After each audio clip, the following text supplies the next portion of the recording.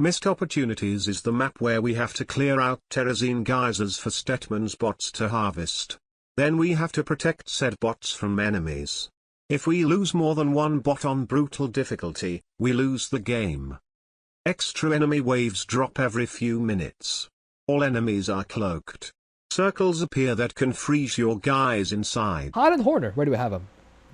Hidden Hoarders, so Ravens, they teleport. I believe they also have a pretty large detection range when sieged up. I They may do be wrong on that. But yeah, your RB will kind of just be... you can either go like, I think P1 or P2 here. Both are perfectly valid. But P1's like more reactive with the Magbites almost instant dropping, or arming rather, and P2 just kind of having an actual RB that can teleport with like BCs or Wraiths, whichever one you go for. Bonus of P2 is also that you just get more Ravens, and more detection is always good on this mutation. So yeah, you can help your ally pretty well with like Magbites. You can, I guess, like handle multiple sides, whether that's for aggressive deployment or just the bots, fairly well. But because your army's fast, or you just teleport, depending on the prestige. So yeah, have her like A to B tier, one of them. Not sure if she has the power necessarily, which is why she may be B tier. Okay. How about you, Sticksbender?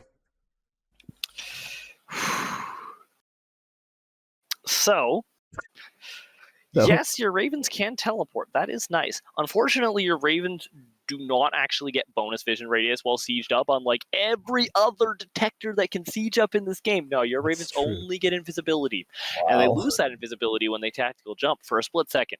They will very quickly. They will, on arrival, they will be invisible. But unless they fixed it, they have like a few frames of visibility right before they jump away, which is annoying, but shouldn't make a difference. The bigger problem is the fact that your Ravens are tied to a cooldown, so you can only get a limited number of Ravens ever, and if they die because you let them get picked off accidentally, especially if you get unlucky in an aggressive deployment wave, just drops on top of a Raven who's off on his own because you left him behind, sieged up somewhere, which shouldn't happen because they don't have an attack, but I don't know if their laser pointer is considered an attack. Anyways, basically, if your Ravens start dying too much, you can't replace them necessarily. There's a cooldown on replacing those things, and they're pretty expensive. Kind of. And depending they're on the prestige. still fragile. They're kind of expensive. They're still very fragile. They're like the worst detection that you can summon, but you can still summon them, so I have to give them that. Your overall army in general is not massively mobile in reality, even though Reapers are pretty fast about running around.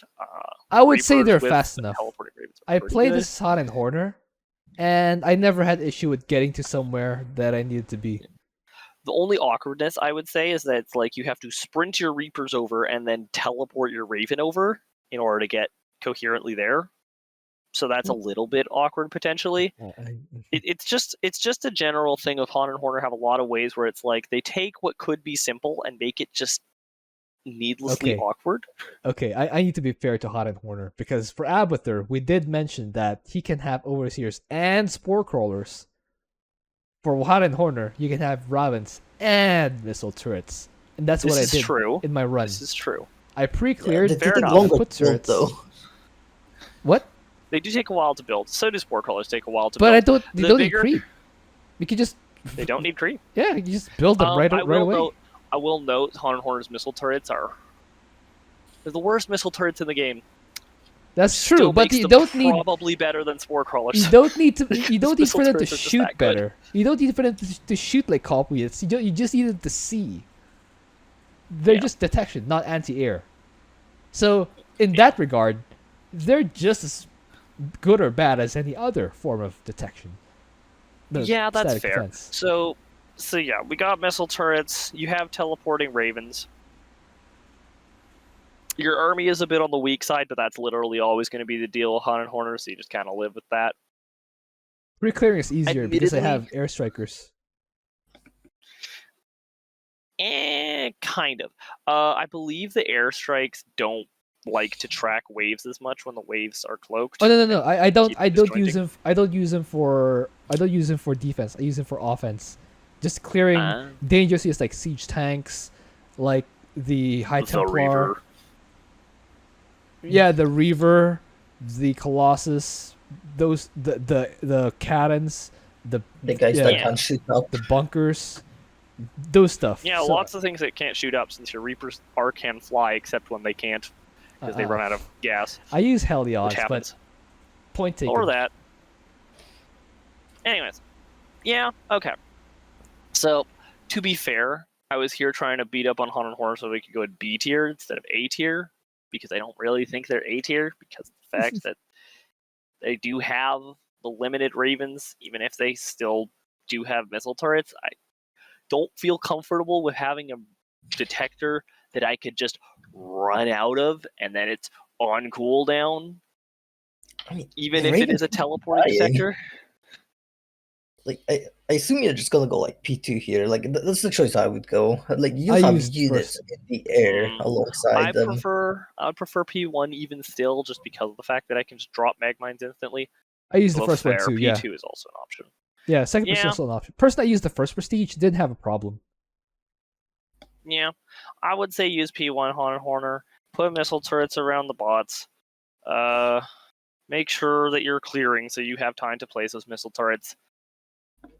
I'll be honest, the Raven cooldown isn't that long. It's more of a Annoyance. feels uncomfortable than an actual issue that can arise in 99% of real scenarios. What I do You would is need to be basically Scourge showing up without what I being do is announced. play like a 1v1 player. Essentially, I just either have my Ravens following my army, who I have in a separate control group, so the Ravens don't go forward, or I have the Ravens in the separate control group, so I can F2. But I always pull my Ravens backward so they don't get sniped. Don't be silly. You're not playing like a 1v1 player. Everyone knows a 1v1 Terran player would literally rather lose both their hands than build a Raven.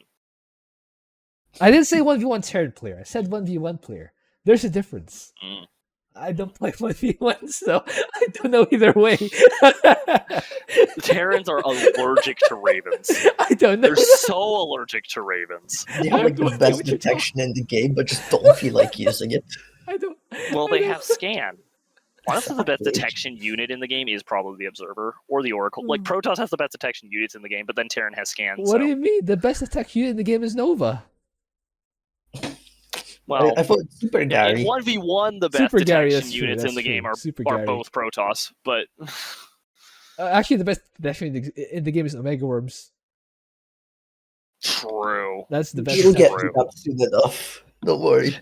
Oculus and There Bayo. is an argument for the Ascended Observer that gets to see a literal quarter of the map. All right. Let's continue.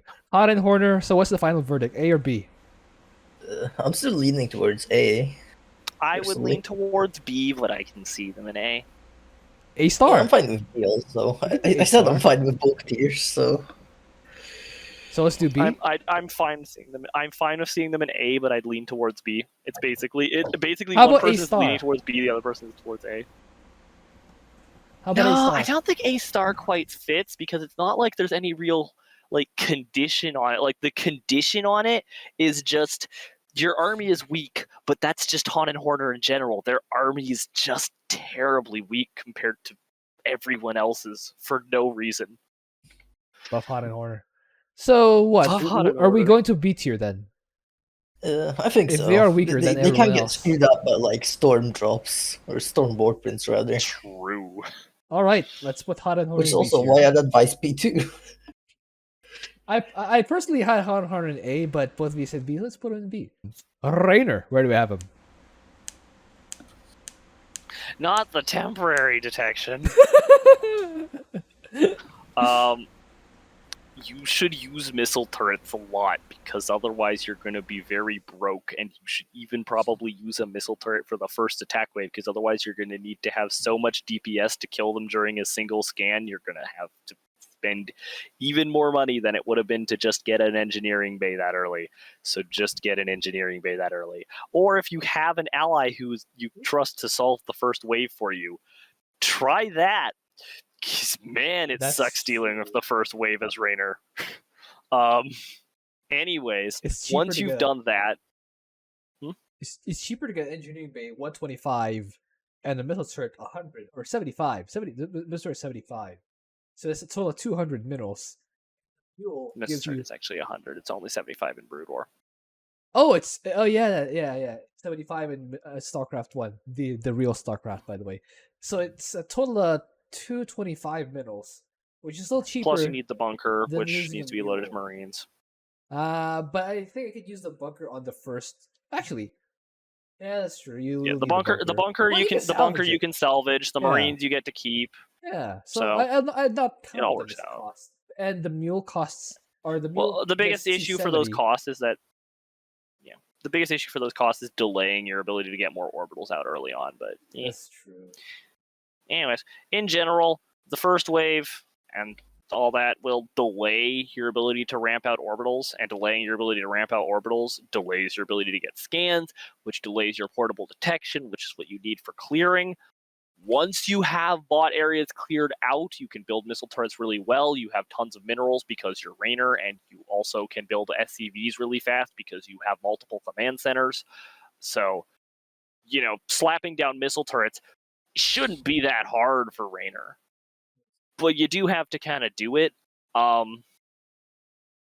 Basically, you're like, remember how Artanis was a slightly bad Elrac? Raynor is just a really bad Mengsk. Something like that. In this case, yeah. He's pretty good at defense though. Like once he has bunkers and turrets and tanks set up, he's solid. Yeah, but the problem is like he has bunkers and they're pretty good. They're worse than Mengsk bunkers, but that's okay because Mengsk bunkers are like absolutely absurd. So yeah, Raynor bunkers are fine. Yeah, they're humane bunkers. The guys inside have room to move. Can you imagine being a conscript inside an Arcturus bunker? You're just standing straight, and you can barely aim your rifle inside. Whereas Raynor's bunkers with 5 other guys have like a 5-star combination. They have waiters and stuff. They have butlers with the jacuzzi inside that comfy Raynor bunker. I'd rather be in Raynor's bunker, man. Yeah, Raynor has the money to afford that. Yes. True. Raynor is capitalism. Can you imagine a bunker with a jacuzzi falling out of the sky because they got dropped back tourists? That's not comfortable. I'd rather be in Raynor's bunker. I just had a sudden like envisionment of like seeing the 3 Marine spam commanders like as the political triangle, where we have Mengsk is the aspect of fascism, Raynor is the aspect of capitalism, and Stukov is the aspect of communism. Oh my goodness. Let's not get there. Let's not go there. Let's continue. Let's not continue. This is a non-political channel. Level question. True. Anyways, yeah, I would say Raynor is probably he's B tier. I don't think he's C tier bad. He has missile turrets. He's good at making missile turrets. He just has to scan a lot, especially in the early game. It sucks. Unless you're Lila, in which case you're fine. But most other people, I mean, I'd be fine. It's not like it's that hard of a mutation, but it's just kind of, you really have to spam a lot of missile turrets. Raynor is always, like, it's kind of like the whole thing of, like, Han and Horner just always have to put up with the fact that their army just is weak, and Raynor just always has to put up with the fact that his playstyle is very high APM. Yes. It's just kind of something that you accept as being part of the commander. If you're a Raynor player, you're used to this, because even non-mutation missions, you just kind of have this as a thing that is part of Raynor. That's actually part of what I enjoy about Raynor, the intensiveness of all the things they have to do. Like it keeps my brain engaged, Yeah. You do things. Yeah, it's fun. It's the fun of RTS. You spam button. Yeah. Just holding down the Marine key, holding down the Mule key, holding down the Depot key. Right? It's fun. Using rapid fire hotkeys to build missile turrets. It's very fun. Yes! That's fun. That's fun. Who cares if it's good or bad? It's fun. Anyway. It's pretty good too. Okay. So you're saying B. How about you, Zero? I'm also fine with B tier. It's just about surviving the early game while building up enough orbitals to be able to have enough for the late game. Yeah, For the prestige, I'd probably recommend P3 and just battle cruisers. Like you that do works pretty much too. every mutation. Yeah, battle cruisers are not that heavy on minerals, so you'll have a lot more to spend on missile turrets, bunkers, and orbitals. That being said, make sure if you're fighting against Zerg to guard the second set of bots because the Zergings do Yeah. hit really hard. They hit really hard. Yeah, Yeah, I That's what wouldn't. the I bunkers are wouldn't for. use P3 here, ironically, even though I'm usually like the massive P3 Raynor advocate, simply because I'd rather have some bodies on the ground that will draw aggro from anti-ground attacks. But yeah, pretty much either way works. Mass Marine Raynor should work fine. Sky Raynor should work fine. You might want to make if you're using battle cruisers, you'll want to be on top of those waves when they spawn because you don't have splash damage. If you're using Banshees, then you will have splash damage. On the bright side of battle cruisers, they have afterburners and tactical jump. Oh, the map mobility, it's beautiful. It Anyways, is beautiful. Another funny anecdote here. I played as Bio Raynor, and I found that it's pretty much impossible to get rid of the Phoenixes and in the second bot wave. Like they're just hovering there over me. there's so many. There's of so them. many Phoenixes. I don't have enough. They're so tanky. A1 has more Phoenixes. They have Marines, and they just pick them up and shoot them down. I drop more Marines. They pick right up. It's kind of silly. Poor Raynor. Poor Raynor, man. Yeah, Raynor's early game is not very fast too, so you do not have very many Marines. And for you the have to second set scan of bots, on like, top of fairly that. Speaking. Oh, what a nightmare. So Oh, what if you go oh, like yeah. DC Vulture? Oh Or yeah, the that's Wings? right. I should mention the Hyperion. If you use it at any point before the second bot set, it won't be off cooldown for the second bot set. So just save your Hyperion for the second bot set. Make your life easier. Unless you have an ally. You just No, really don't. There's nothing to use it on before the second bot set. Offense. The only thing you could use it on is clearing, but like, it's the second bot set. What do you have to clear for the second bot set? A Clearing's flamethrower. expensive here also. You have to scan so much. But the bonus. Yeah, the bonus. The bonus timer starts after The the bonus. second objective. Teleport to the bonus. Hit it once so it starts to cool down so your ally doesn't go for it. Start the timer early so that you miss the bonus because drop your you very actively first- tried to get it. Drop your very first Marine, the first bonus, so it starts even before the first bot, and then drop your second Marine, the second bonus. Your ally has absolutely no chance. Lose the bonus objective by 6 minutes. It's perfect. And then your ally leaves and you have permanent detection. Yeah!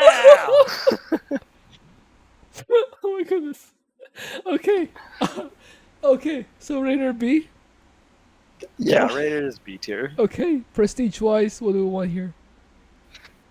Yeah, anything is 3, fine. 0, one of them. Anything is fine. not P2. Honestly, I there is merit to Or if we P1. had Tutu here, he'd be recommending P1, and there is merit to that because, well, then hey, you're balanced around not having mules at all. I could That's use true. all my energy on scans. And you only need 8. You only need 8 orbitals to have constant scan. Pretty much. Do you need 8? I thought you only needed like 6? It was 6 or 8. I think it was 8 to have constant scan. I think it was like 4. 4? Regenerate like Actually, Really? no, it's 4.5, so 5 realistically. I remember now. cool. Anyway, Raynor B, get in there. But he's pretty good in defense. I have to say, he's pretty good in defense. Let's move on.